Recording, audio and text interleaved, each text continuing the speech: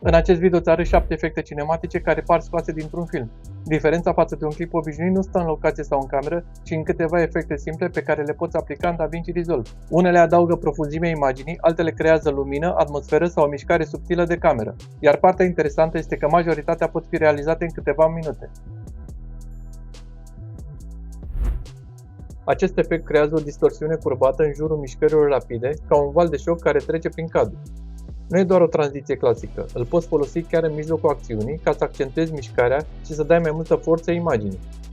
Cu clipul în timeline, caut un moment cu mișcare puternică, plimb cursorul până găsesc un punct care îmi convine, apoi selectez lama și tai exact pe acțiune. Merg la Effects, la Video Transition și caut Drop Warp. Îl trag între cele două bucăți de clip pentru că este o tranziție. Dacă timingul nu e perfect din prima, ajustez punctul de tăiere. Duc cursorul peste tăietură până apar săgețile în ambele direcții. Trag ușor stânga sau dreapta până când mișcarea se simte natural și bine sincronizată.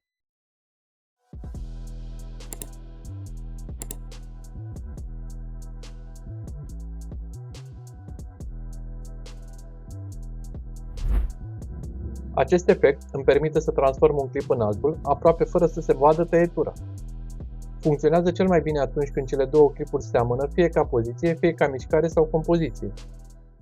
Pun cele două clipuri unul lângă celălalt, merg în Effects, la Video Transition și aleg Smooth Cut, pe care îl trag între ele. După aceea, ajustez durata tranziției până când transformarea arată natural, fără să pară forțată.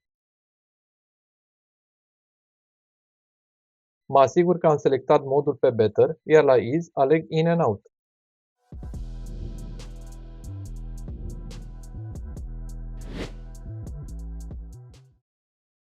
Trag un titlu în timeline, îl deschid în pagina Fusion, unde scriu textul.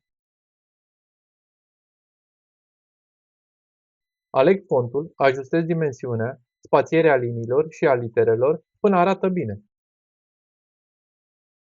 La primul cadru, merg la Transform, pun un keyframe la poziție și schimb valoarea la 0,05. Înaintez la cadrul 10 și setez valoarea lui Y la 0.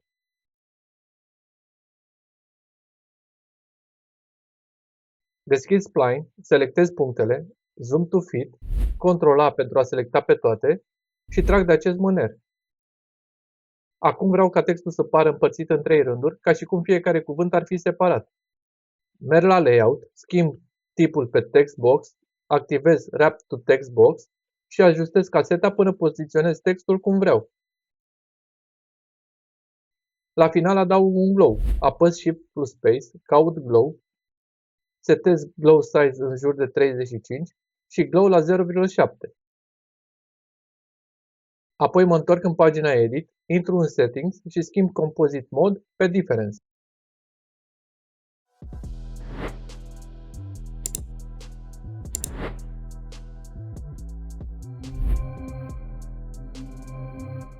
Deschid imaginea cu logo-ul DaVinci Resolve în pagina Fusion.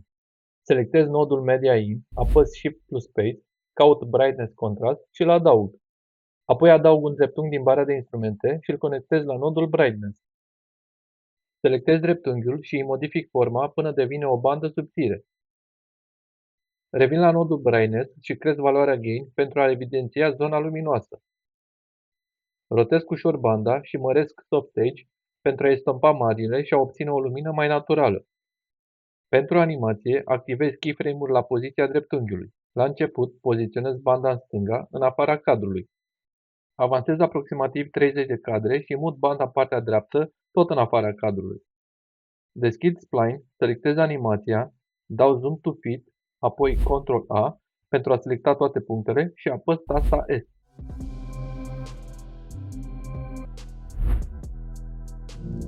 Acest efect creează acele benzi de sticlă care trec peste imagine și distorsionează subtil cadrul. Pun un clip în timeline, dau click dreapta pe el și îl deschid în pagina Fusion. Adaug un fundal pe care îl conectez la Media In. Merg în dreapta la Inspector și reduc alfa la 0. Apăs Shift plus Space, adaug un nod Merge, apoi încă un nod Displace, pe care îl conectez la nodul Merge. Adaug un dreptunghi și îl conectez la intrarea verde a nodului Displays. Acesta merge la galben, iar dreptunghiul îl conectez la ieșirea albastră al acestui nod. Cu nodul Displays selectat, setez offset la -1, refracția la -4 și cresc spread la maxim. Selectez dreptunghiul și setez lățimea la 1, înălțimea la 0,3 și unghiul la 65 pentru a-l poziționa pe diagonală. Apăs Shift plus Space și adaug Soft Glow, pe care îl conectez ținând apăsată tasta Shift. Reduc puțin Glow Size și puțin din Blend. Merg la punctul în care vreau să înceapă animația, selectez dreptunghiul și îl mut în partea stângă, în afara cadrului, și activez keyframe-ul pentru poziție. Apoi mă deplasez câteva secunde mai în față și mut dreptunghiul în partea dreaptă până iese complet din cadru. După ce am terminat, selectez toată structura de noduri pe care am creat-o și o copiez într-o zonă liberă din Fusion. Pentru a o aplica peste imagine, conectez nodul Merge la fluxul principal ținând apăsată tasta Shift și mă asigur că toate conexiunile sunt corecte. Selectez al doilea dreptunghi și merg la momentul în care începe efectul. Aici modific ușor poziția pentru a nu fi identic cu primul. Repet același proces încă o dată pentru a adăuga mai multă variație și a face efectul mai interesant vizual.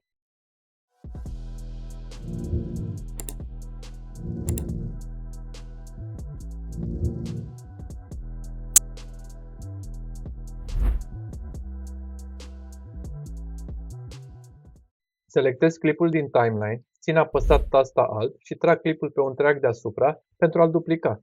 După aceea merg în Effects, apoi Open Effects și caut Edge Detect. Trag efectul peste clipul de sus. Selectez clipul, merg în partea dreaptă la Effects și mă asigur că sunt pe tabul video. Măresc ușor imaginea ca să obțin acel efect de linii extinse. Ajustez lățimea pentru grosimea liniilor, brightness pentru intensitate, gama pentru contrast și blur dacă vreau un look mai soft. Dacă vreau ceva mai stilizat, schimb în grayscale și aleg o singură culoare. De obicei merg pe un neon în funcție de vibe-ul clipului.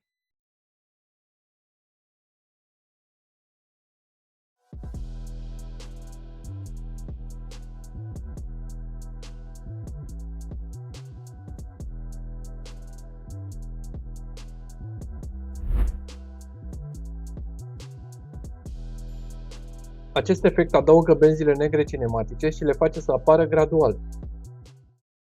Din pagina Edit, merg la Effects și trag un Adjustment Clip deasupra clipului meu. Mut cursorul exact în punctul în care vreau să înceapă efectul și aliniez Adjustment Clip-ul de acolo până la finalul videoclipului. Merg în Inspector și deschid secțiunea Cropping. Activez keyframe-uri pentru top și bottom. La început le las pe 0 ca imaginea să fie întreagă. Avansez aproximativ 2 secunde în timeline și cresc valorile pentru top și bottom până la 150. Practic, benzile apar gradual, nu brusc.